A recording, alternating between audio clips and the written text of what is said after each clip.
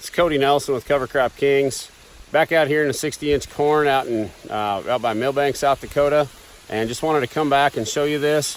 It's August 22nd here.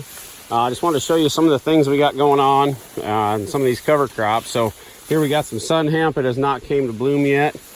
Buckwheat's looking good. Got a lot of growth throughout this whole field.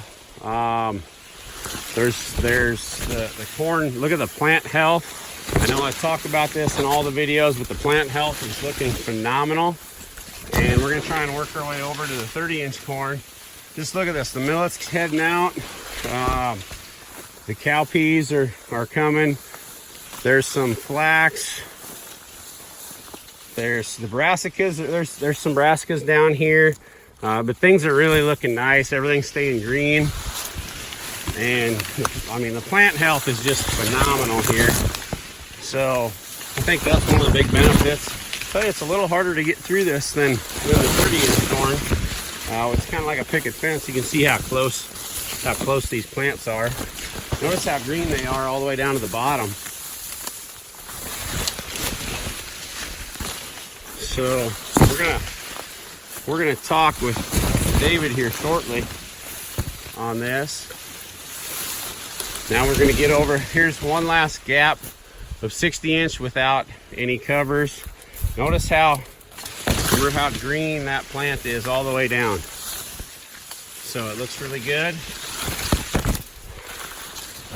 And then we're gonna go in a few rows into this 30-inch corn. Look how we're seeing some yellowing all the way down. And just grabbing a random ear. Got a little tip back here. Ears are fine. I mean, they're nothing huge, but they'll be all right. So just look at all the way down. There's just a lot of yellowing going on the bottom part of this corn. We're not seeing that over on the 60-inch, and we're seeing a lot. That's one of the major benefits.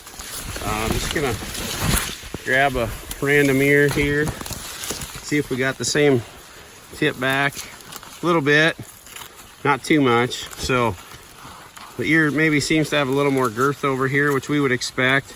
I know when we were out here in July with the Soil Health Coalition, the South Dakota Soil Health Coalition, there was an agronomist here that showed the ears are about twice as long already in the 60s versus the 30s. So I don't know if we can see any of the insects coming in and on any of the pollinators on the buckwheat. But this is what it's looking like. So we're gonna bring you a special guest, David Kruger, coming up here next. Okay, we're out here in David Kruger's field, looking at some 60-inch corn and some 30-inch corn right next to each other. And I'm gonna have everybody here introduce themselves. David? David Kruger. Tim Bieber. Carrie White. So we're just looking at some plant health stuff out here. Dave, can you tell us a little bit about what we got going on in this situation, in this field?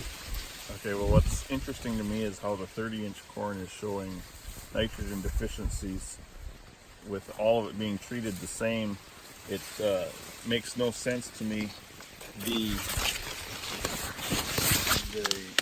I put on 250 pounds of 27-18-9 fertilizer as a starter, 2x2, and on the 30-inch corn it was by every row, and on the 60-inch corn I couldn't plug the middle, shut off the row in the middle, so half of the fertilizer was put in the middle of the two rows, which you would think the corn would get to. And all the other fertilizer was treated identically the same. It's 35 gallons of 28% on, and the 30-inch corn is showing nitrogen deficiencies and the 60-inch corn is not. It makes no sense to me why that is, because the cover crops should be sucking some moisture out too, you would think, or some nitrogen out also too. So also when there was a dry spell here about a month ago now, there was some moisture tests done out here, correct? Yeah. Because we should be using up extra moisture where the cover crop is, you would think. Yep. Yeah, they did a moisture test 18 inches deep, and the 60-inch rows with cover crops had more moisture than the 30 inches. Okay. And Don't understand why that is either. So is there anything else that we're seeing in this situation, in this plot? Well, the overall plant health is definitely better in the 60-inch corn.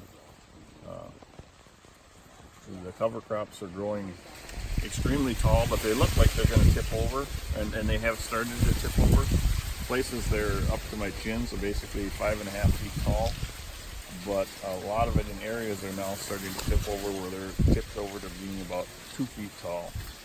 So I'm hoping that it's all going to tip over and the combine will be able to get through it. Yep, so that's the biggest concern with this right now is harvestability, but I don't think it'll be an issue. I'm not really worried about that. If we can't get through the combine, Cody's going to come with a 4-foot roller, lawn roller, and roll all the cover crop down if I can't get through it. Yeah, we might have to do that.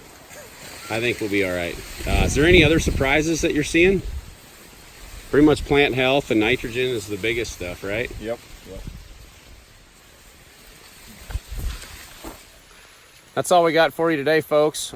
Make sure you go ahead and subscribe to the Cover Crop Kings channel. Make sure you like the video, share the video. We want as many people to see this as possible. We want to change the way we're farming in the United States and show people that we can really make this stuff work.